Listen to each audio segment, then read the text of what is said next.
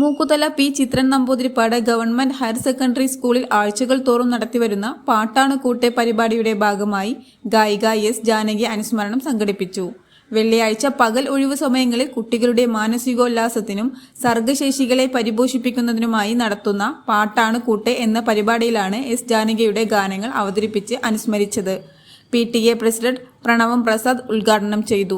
Principal CV Manikandan, പ്രധാനാധ്യാപിക CK Jeena, അധ്യാപകരായ TK Jayadev, VK Aghosh Kumar, Sangeeth Lal, KK Meenambika, VR Sajisha, BJ Shalini, ST Sarika, NL ജീനാംബിക എന്നിവർ പങ്കെടുത്തു.